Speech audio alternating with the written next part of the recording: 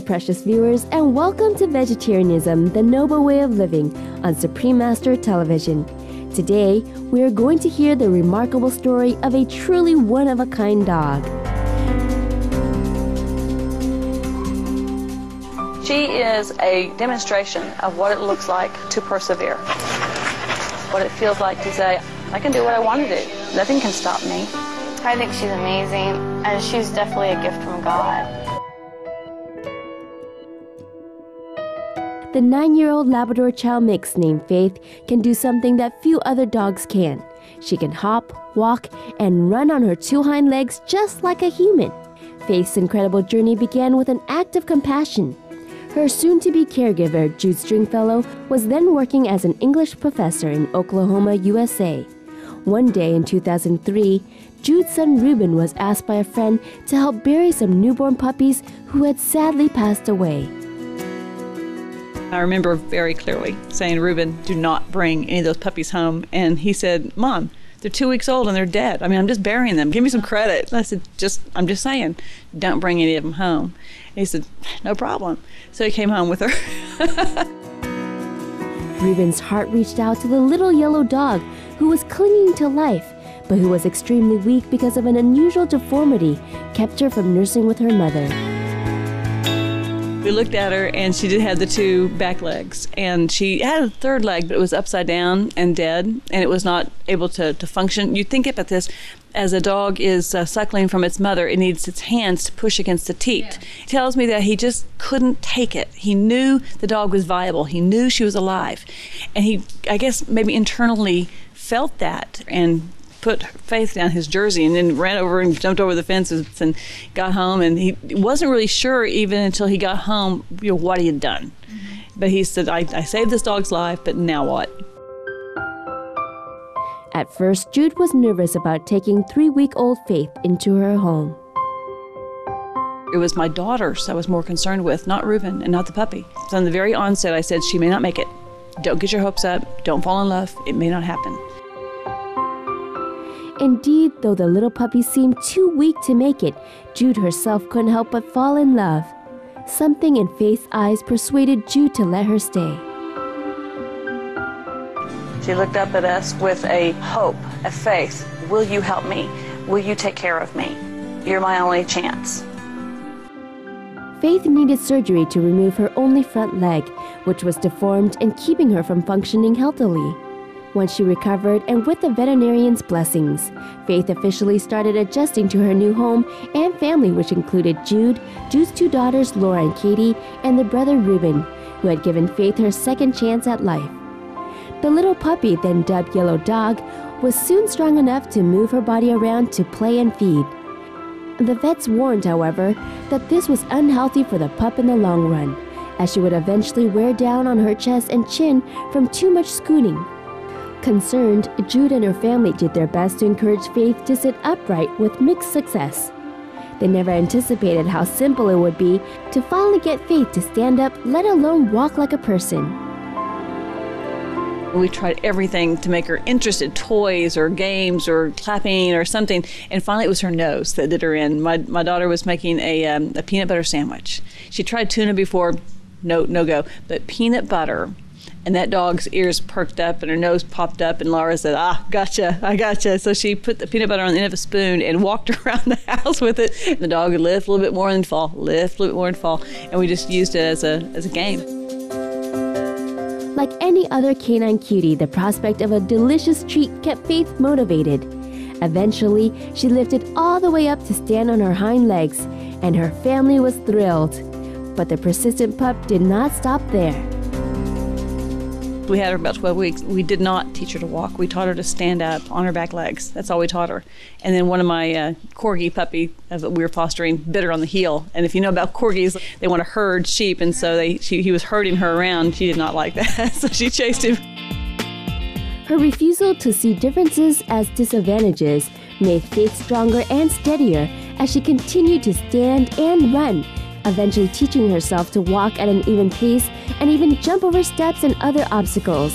Just look at her go.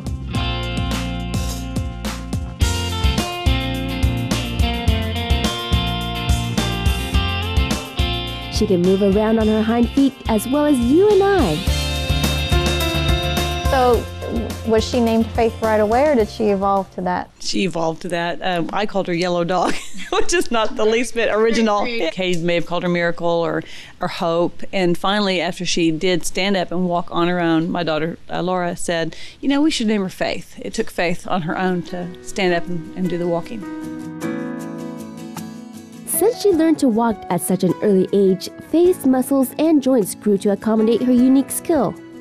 Over the years, she had seen over a dozen veterinarians, and not only do they deem her perfectly healthy and adapted, they all say that her situation is an absolute miracle.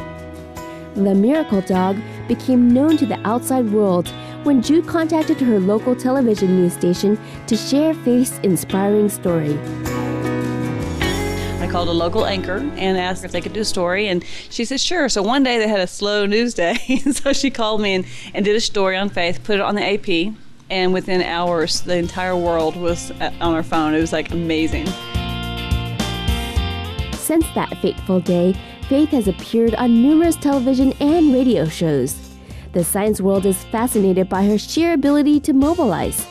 Ripley's Believe It or Not did a special feature on her, taking x-rays to better understand how Faith strutted around. She was also featured on the Discovery Channel and the PBS scientific show Nova, to name a few. Of course, the scientifically inclined are not the only ones interested in the lovely, persistent Faith. The queen of talk shows, Oprah Winfrey, has even invited Faith to appear on her program. Oprah was not entirely aware of her guest situation, so when the two finally met face to muzzle, it was an emotional revelation to say the least.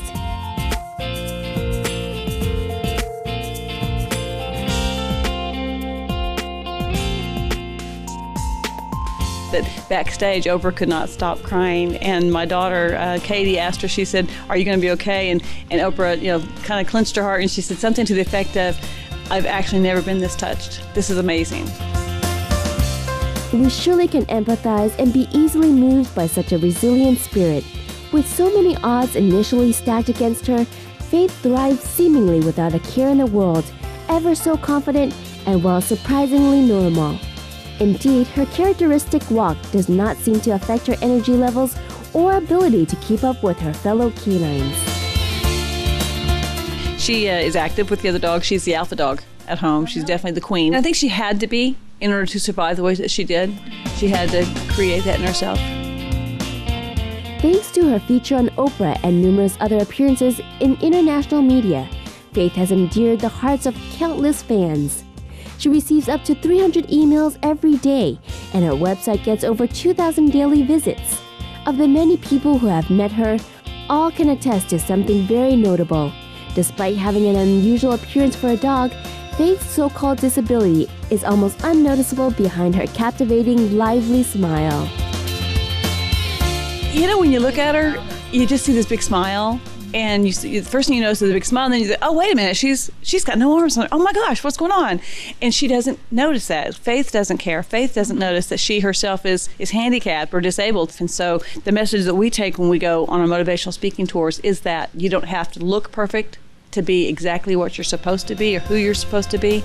Faith is a very happy dog. Look at her face. Look at that tongue wagging. She loves us, and we love her.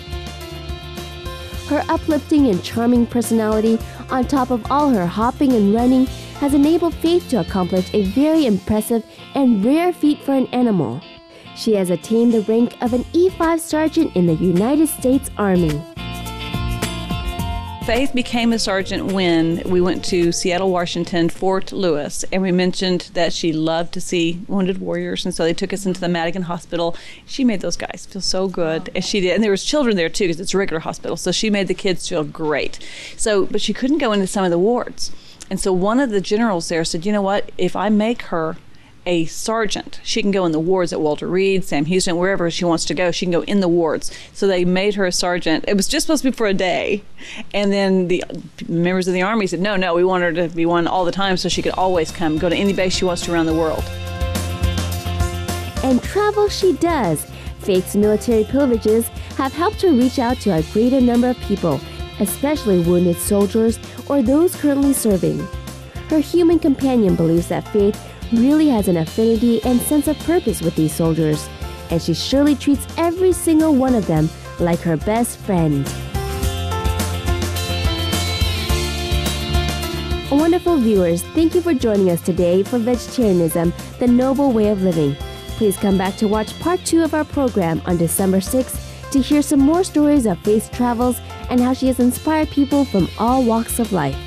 In the meantime, read more about Faith on her website, www.faiththedog.info. Coming up next on Supreme Master Television is Between Master and Disciples. May compassion and peace fill your every day.